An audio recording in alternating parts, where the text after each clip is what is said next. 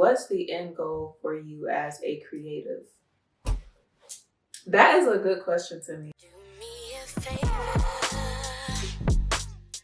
pick me up, take me out later. Don't worry about no paper.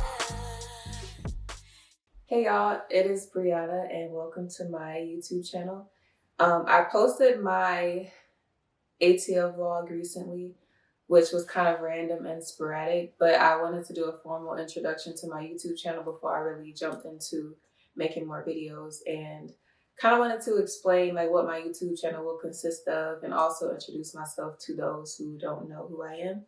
So as I said earlier, I'm so awkward. My name is Breonna Collier and I am a 25-year-old artist based in Charlotte, North Carolina. I'm a photographer and I am starting to paint again. So yeah, that's what I do. I'm a fashion enthusiast. So I love fashion. I love beauty. I love anything related to like just body care, health, makeup, everything. Like I'm just into all that type of stuff. So I have started YouTube 3 other times. This is my 4th time starting a YouTube channel, which is actually kind of insane, but it's okay because I am back now and I feel like I have more clarity on like the direction that I want to take with YouTube. As I mentioned also in my vlog, when I was making my YouTube before, well, actually, let's throw it way back. When I first made YouTube was in high school. I was in the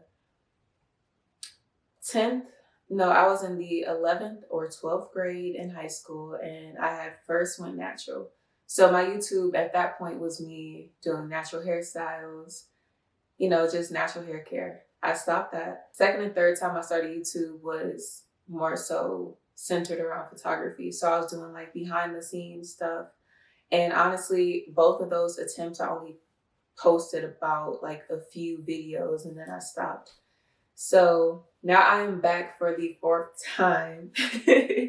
And this time I'm really looking to be more authentic, be more myself. I feel like my past attempts at YouTube was me trying to conform to a certain style of YouTube that photographers typically do.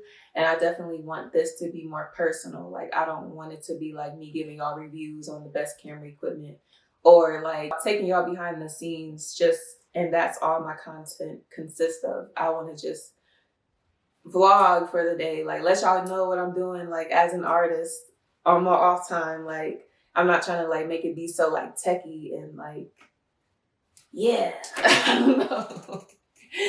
But yeah, so yep, this is my YouTube channel. If you're watching, thank you so much. I also wanted to do a question and answer. I posted this on my Instagram a while back and I let y'all know that I would be answering the questions on YouTube. So here we go. So the first question, I'm only going to do a few of these because I don't want this video to be just super long. So my girl asked, any more paintings coming? Yes, I definitely will have more paintings coming. And something I recently decided is that like I am known as a photographer solely, and I kind of want to change that this year. I want to shift to being more so an artist and like not having the only thing that I do be photography. I don't want people to know me for being a photographer. I want them to know me as Breonna Collier, who happens to be a photographer, who happens to paint, who happens to do many things. So yes, to answer the question, there will be more paintings. I actually am working on one right now and it's sitting right there. And I'm gonna finish it this week, hopefully. There definitely will be more paintings coming. So yeah. Another question is, how many makeup artists do you have in rotation for shooting? So I don't really have a rotation when it comes to makeup artists with my photography. I have 2 makeup artists that I go to. Which one of them moved to Atlanta? Steven, no! Steven moved to Atlanta. He done left me, y'all. But it's okay. I typically like have a very few makeup artists at hand that I go to for my photo shoots. So yeah, I kind of like base it off of, okay. So say I have like so many makeup artists in my head that I know that I like their work. It really depends on the availability of makeup artists because sometimes they aren't available, and also what the client is looking for because every makeup artist has a different style. So I don't really keep a certain number in rotation. I kind of just go off of like what's needed from the photo shoot. And yeah. So to say how many makeup artists, let me answer the question because I will ramble. The question is, how many makeup artists do you have in rotation for shooting? I would say two if I had to put a number on it, but it's more than that because I know so many talented makeup artists in the area. So yeah. Another question is, do you have a studio membership that you utilize for photo shoots? I do not. I'm looking to get one this year, but no. Typically, what I do is I have a certain studio that I go to. I have like two studios that I typically go to, and depending on my client's needs, I will book this or that studio. So, um, yeah, I feel like one is not needed. It makes it easier having a membership, but it's not a necessity. But I basically will like book the studio for my client based off of their needs and just kind of go back and forth with the studio and the client, all that stuff. So yeah, I do not have a membership to a studio. Someone asked, this is kind of gearing away from photography. Someone asked me, what have you learned about yourself through your lock journey?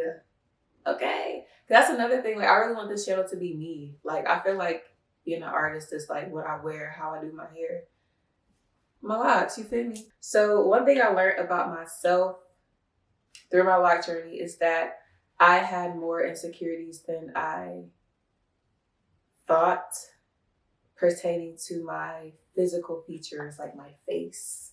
Okay. I think I'm cute. Don't get it twisted. I'm cute. Okay. I believe I'm cute.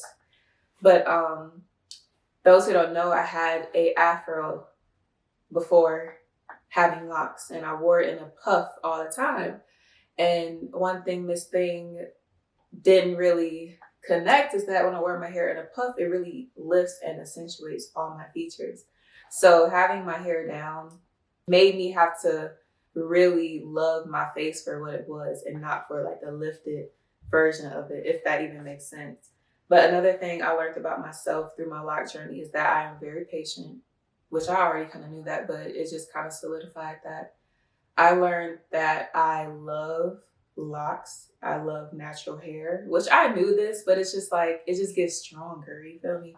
What else have I learned? I learned that the art of letting go is like the best thing that you can do in life and with locks, because like in the beginning phases, your locks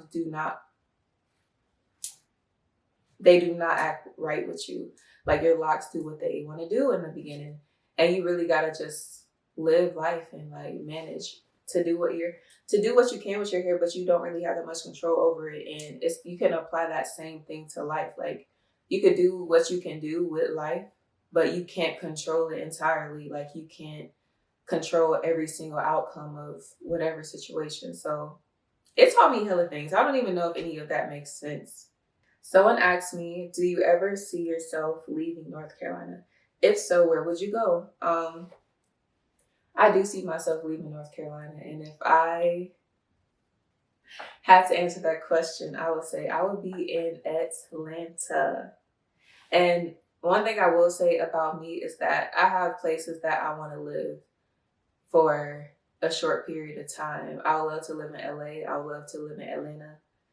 Um, I would love to live even in New York, even though it's like not really my vibe, just the scene and the fashion. Like I feel like before I settle down in life and before I just say this is where I'm at forever, I definitely want to experience different societies and cultures of different states and things like that. And hell, maybe even other countries too.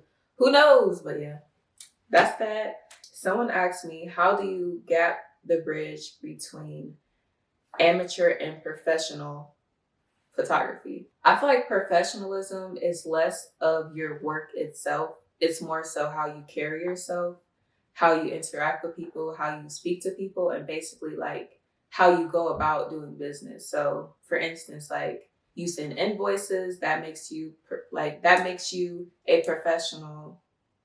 You have contracts, that makes you a professional. You're timely, that makes you a professional.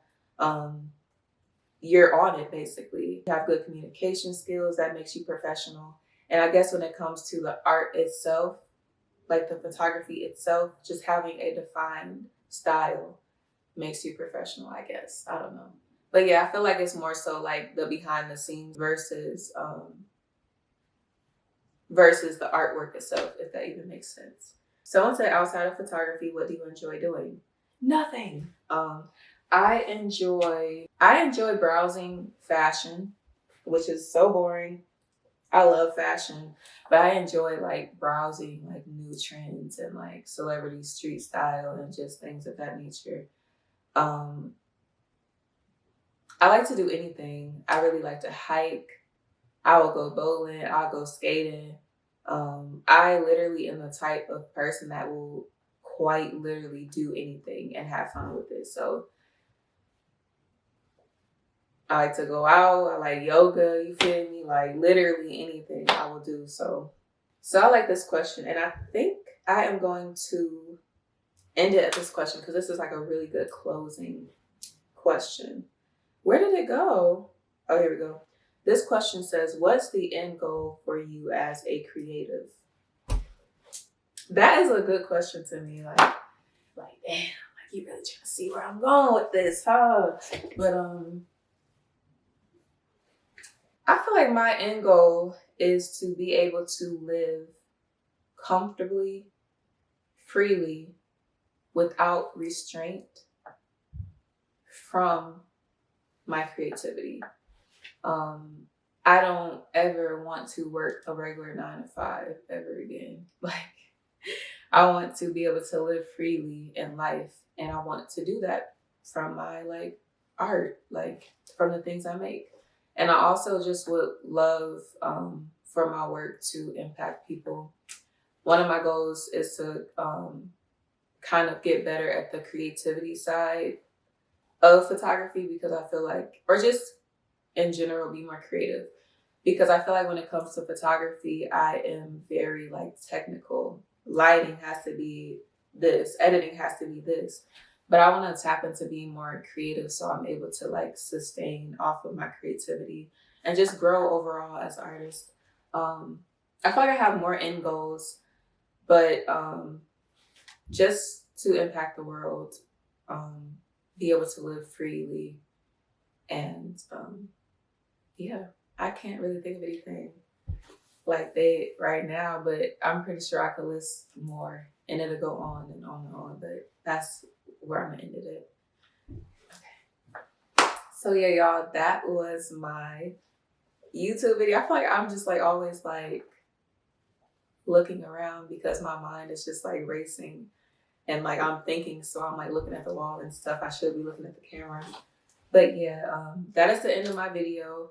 Hopefully you guys enjoyed it. I definitely will be having more stuff coming. Like, I'm not playing this time. Like, I'm for real. Like, we about to get to it on YouTube. You feel me? Thank you so much for watching my video. Don't forget to subscribe to my channel. It'll be very much appreciated. And yeah, I'll see y'all later.